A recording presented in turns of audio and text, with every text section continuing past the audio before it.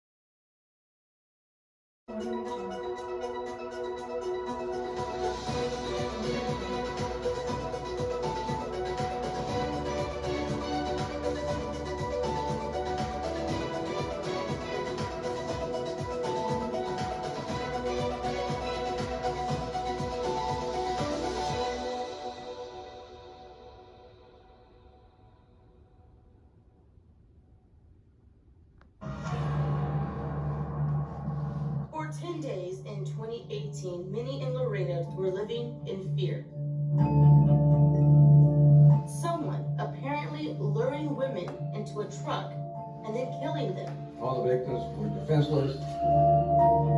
The person arrested and charged in the killings that left 4 dead, an individual nobody expected, a Border Patrol agent. Pero lo más sorprendente, o sea, para mí, yo creo para toda la comunidad, es cuando descubrimos que este era un oficial, un agente, un supervisor de la patrulla fronteriza.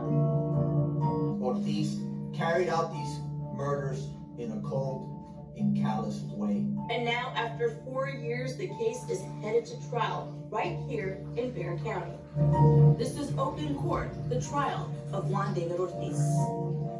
In 2018, a monster was on the loose right here in the streets of Laredo. Someone preying on sex workers, leaving them for dead over a span of several weeks. Juan David Ortiz, a Border Patrol agent, a Navy veteran, a husband, and a father, accused of using his authority to entrust others and evade suspicion. We look back now at the terror Ortiz allegedly caused to so many. On the side of Jeffries Road near State Highway 255, about 30 miles north of Laredo, a rancher found a woman's body. That woman would later be identified as 29-year-old Melissa Ramirez. She had been shot several times. At the time, authorities didn't know this was just the beginning of a deadly streak of murders.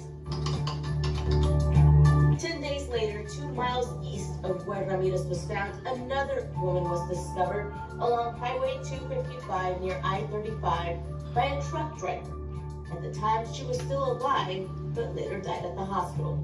She too had been shot and was later identified as 42-year-old Claudine N. Luera. Police now had 2 similar murders to investigate, but with no solid leads as to who is behind the crimes. The very next day, they would get the break they were looking for when at 9:14 p.m., a woman ran to a gas station screaming for help. She was trying to get out. She later found that this person here had a weapon and she was not feeling just right to be with him. She tried to get away once, and then tried to get away twice. And what I understand, on the second attempt, she was able to jump out through the door, run towards the lights, where a DPS trooper was gassing up at the time. Erica Peña had escaped from her attacker.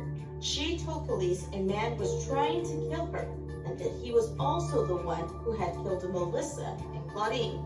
She told police the man was a Border Patrol agent named Juan. She also knew where he lived because he had taken her to his house. Police went to the home of Juan David Ortiz, but he was nowhere to be found. At about 1 a.m., just 4 hours after Erica Peña had escaped, 2 Texas Department of Public Safety officers spotted a truck at a Valero gas station on San Bernardo Avenue and Jefferson. The truck matched the description of the one Juan David Ortiz owned, When they pulled up, the truck was empty. Ortiz was inside the gas station and was able to escape through a side door. He ran down San Bernardo Avenue and into the parking garage of Hotel A just a block away. There, he hid between cars and a standoff began with police. According to reports, he tried to commit suicide by cop by pointing his cell phone in their direction. He also posted 2 posts on social media, one saying, quote, "To my wife and kids, I love you," and the other, quote, "Doc Ortiz checks out, farewell." Doc was his nickname in the Navy. At about 1:35 a.m., Ortiz surrendered and was taken to the Webb County Sheriff's Office. Perpetrator made a mistake, and law enforcement capitalized on it. At the sheriff's office, a videotaped confession was made. It lasted 9 hours. He decided to voluntarily confess to these murders. During his interview, police learned there were 2 other victims Ortiz allegedly killed after Peña got away. The other 2 victims, a transgender woman, Humberto Janelle Ortiz, found around mile marker 15 of I-35, and Giselda Cantu near mile marker 21, also off I-35, both also shot to death. The question that's out there is, why did he do this? Ortiz was charged with capital murder and aggravated assault. Bond was set at $2.5 million.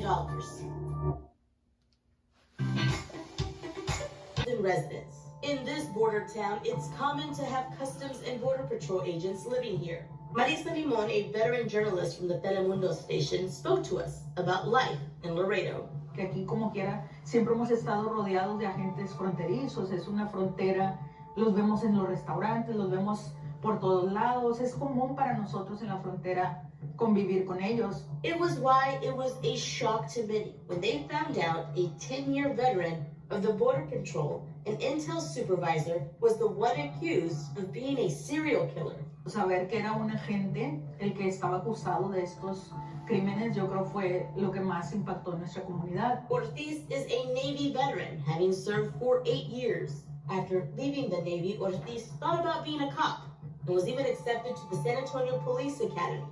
But he turned it down after getting a job working for U.S. Customs and Border Protection. While working for the Border Patrol, he was able to obtain a master's degree from St. Mary's University. As for his personal life, Ortiz had a wife and 2 kids and lived in a quiet subdivision in Laredo. So why are police saying he murdered 4 women? Ortiz apparently in his taped confession says he wanted to clean the streets of Laredo. He thought he was doing a service by killing them. All the victims were known to frequent the San Bernardo Avenue area. The road runs through Laredo parallel to I-35. Each victim had their problems and vices, but those who loved them knew them for so much more. One mother still dealing with the heartbreak and loss of her daughter, Melissa Ramirez.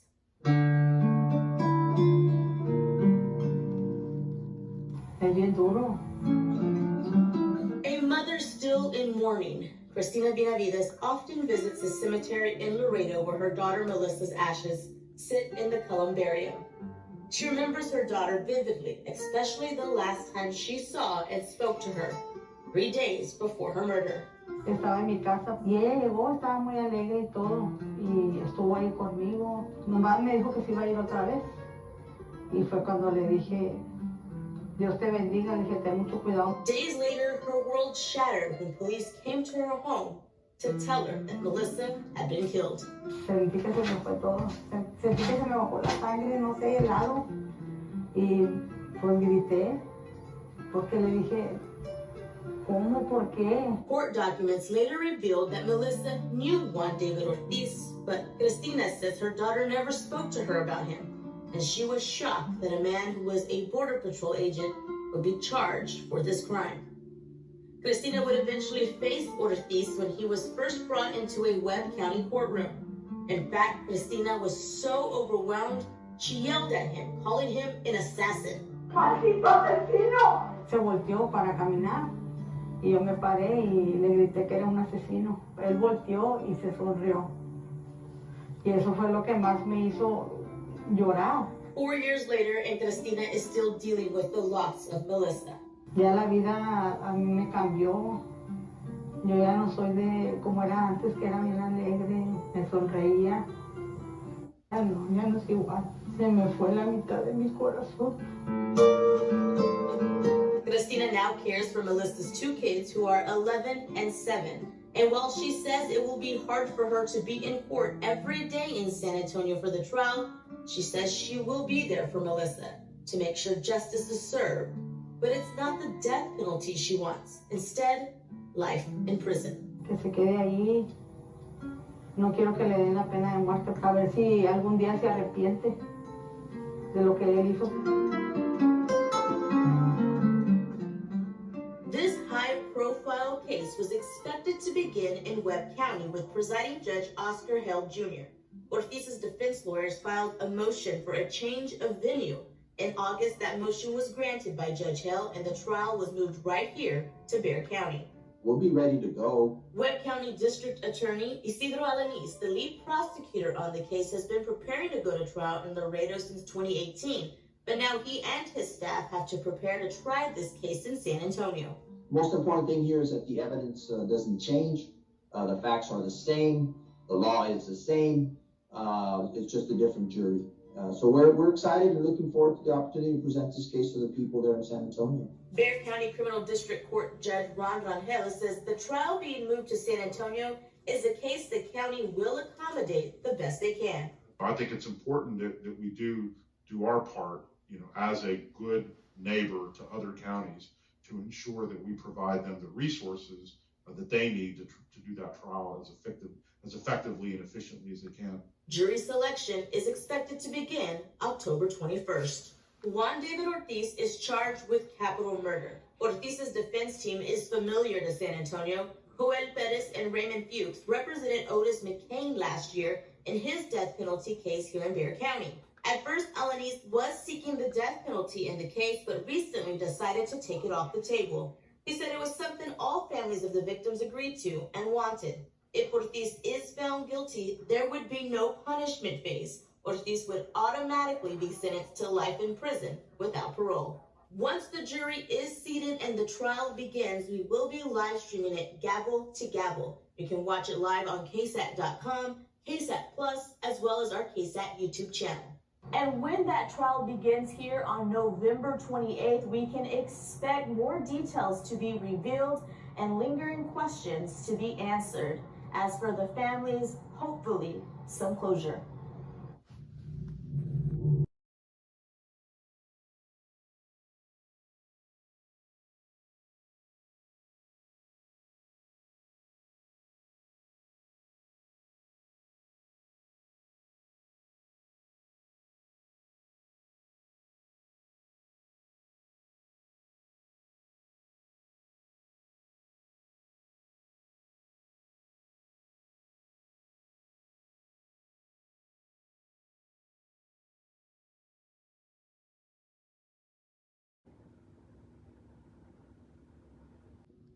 Thanks for watching.